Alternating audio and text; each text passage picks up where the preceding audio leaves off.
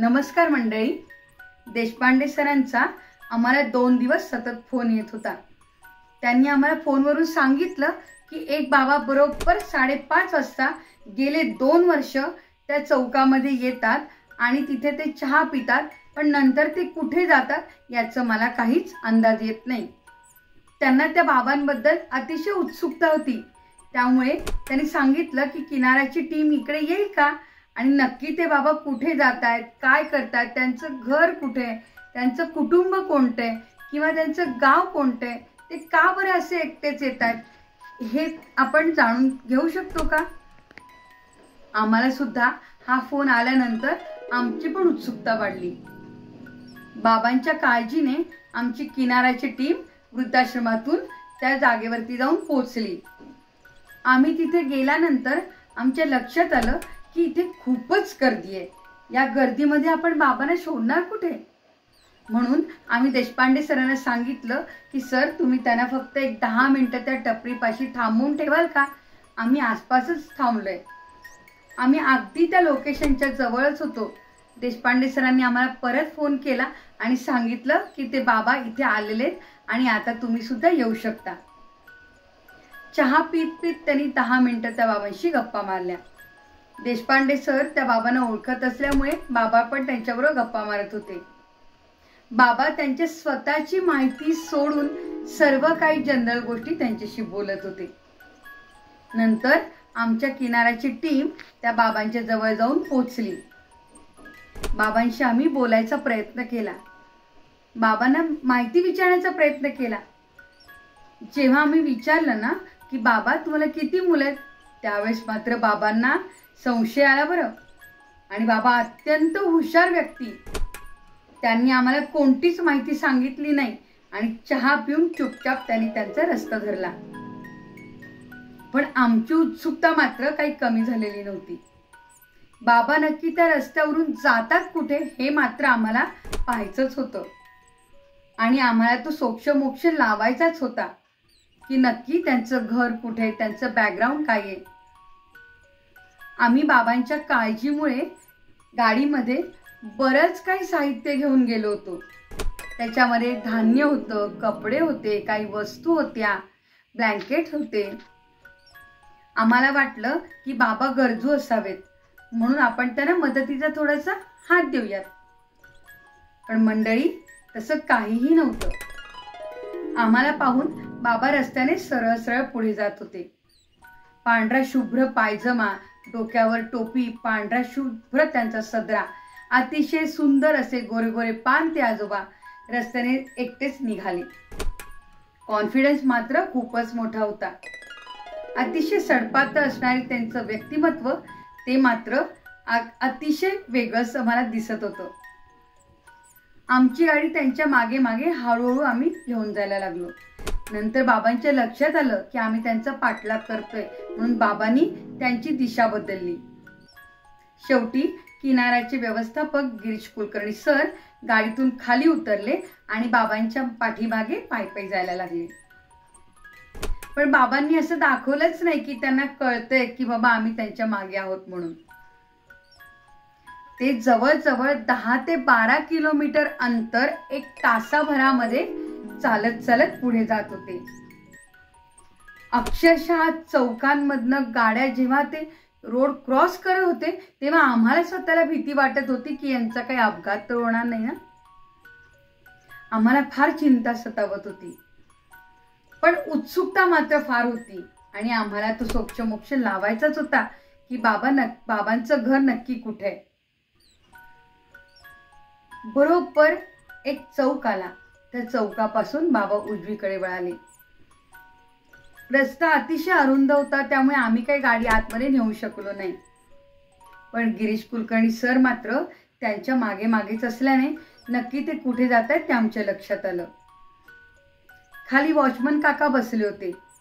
आम्ही त्यांना बाबा नक्की बाबांचं घर कुठे ते विचारलं. त्याने आम्हाला सांगितलं की बाबा 7व्या मजल्यावरती राहतात. आम्ही वॉचमन काकांच्या रजिस्टरवरती एंट्री केली आणि लिफ्टमध्ये बसून 7व्या मजल्यावरती गेलो. तिथे दरवाजा उघडला,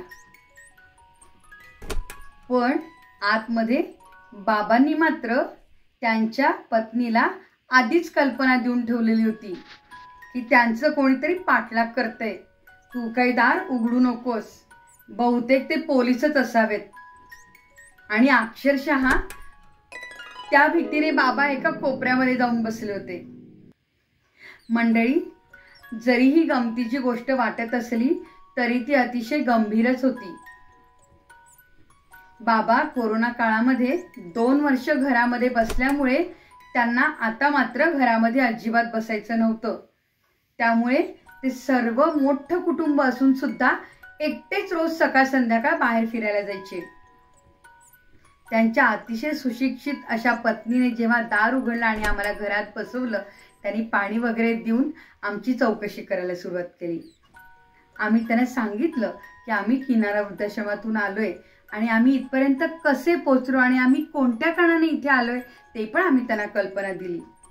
काकूंनी आम्हाला सांगितलं की 2 वर्षापासून लॉकडाऊनमध्ये हे घरात बसल्यामुळे त्यांना अजिबात घरामध्ये बसायचं नसतं. ते आमचं कोणाचंच ऐकत नाहीत आणि त्यांना एकट्यालाच फिरायचं असतं.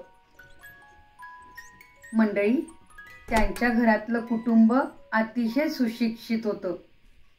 त्यांची मुलं चांगल्या पोस्टला होती. त्यांचं आर्थिक परिस्थिती सुद्धा खूपच छान होती. असं नव्हतं की ते गरजू होते. त्यांना कोणत्याही मदतीची काहीही गरज नव्हती. पण समोरच्या माणसाचा मात्र गैरसमज होतो ना. जी व्यक्ती त्यांना रोज चहा पाजायची त्यांनी कधी त्यांना हा प्रश्न विचारलाच नाही ना की तुम्ही इथे रोज काय येताय किंवा तुमचं कुटुंब कुठे आहे. त्यांना वाटलं की एखादा गरीब माणूस आहे, आपण त्यांना रोज चहा नाश्ता वगैरे देऊ, ते त्यांचे निघून जातात. पण ज्यावेळेस त्यांच्या लक्षात आलं की ही सधन कुटुंबातली व्यक्ती आहे आणि त्यांना काहीच मदतीची गरज नाही आणि त्यांची जी उत्सुकता होती ती संपूर्णपणे मावळली. मंडळी, मला एकच सांगायचंय की ज्यावेळेस अशी माणसं आपल्याला रस्त्यावरती दिसतात ना, त्यावेळेस आपण त्यांना असं भिक्षेकरी वगैरे समजू नये, कारण ते वेगवेगळ्या कारणाने तिथे आलेले असतात. आपण त्यांची चौकशी करून नक्कीच त्यांना मदत करू शकतो. असंच मला एक प्रसंग सांगायचा आहे. आम्ही बाबांना ज्यावेळेस तिथे हे सर्व काही चाललं होतं त्यावेळेस अजून एक फोन आला.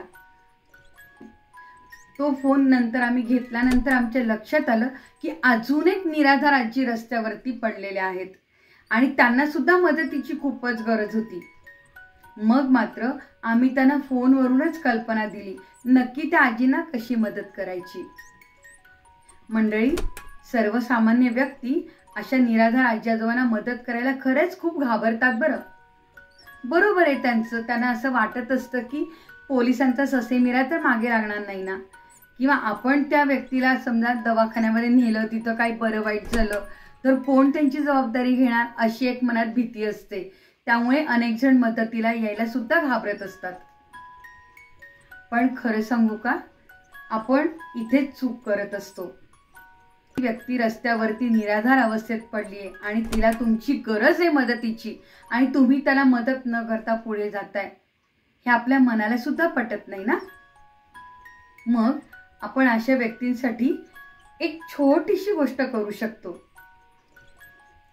जवळच एखाद्या पोलीस स्टेशनवरती जाऊन आपण कमीत कमी पोलिसांना तरी कळवू शकतो. तेही जर नाही शक्य झालं तर आपण 108 नंबरला फोन करू शकतो. ॲम्ब्युलन्स अगदी 10 मिनिटात हजर होते. तुम्ही सुद्धा अनुभव घेऊन बघा या गोष्टींचा. अक्षरशः त्या ॲम्ब्युलन्स मधले ड्रायव्हर सुद्धा स्वतः आपल्याला मदत करत असतात बरं. त्यातले डॉक्टर सुद्धा मदत करत असतात. ते असं नाही म्हणत की मी डॉक्टर आहे आणि मी त्या पेशंटला त्या खराब अवस्थेमध्ये असलेल्या माणसाला कसं उचलू. हा आमचा स्वतःचा खूप छान अनुभव आहे.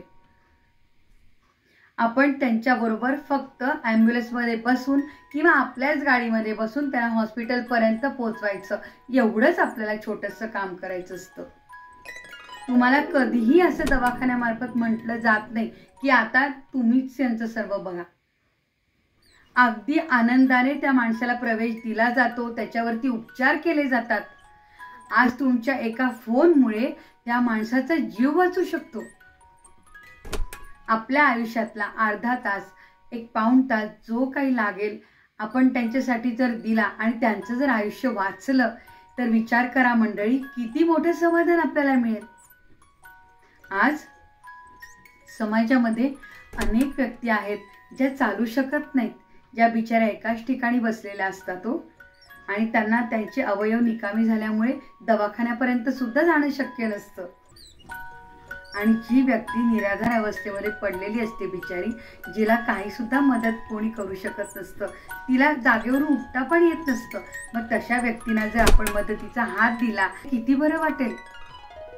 अशा व्यक्तींना मानसिक आधाराची खूप गरज असते, जो आपण अगदी सहजपणे देऊ शकतो. एखादी संस्था येईल, मग ती त्यांना उचलून नेईल. कशासाठी? अरे आपण देखील हे सर्व काही करू शकतो. आपल्यामध्ये सुद्धा ती क्षमता आहे मंडळी. आपणही काही कमी नाही. येताय ना मग तुम्ही सुद्धा आमच्या सोबतीला अशा निराधार आजी आजोबांच्या मदतीसाठी जाऊन.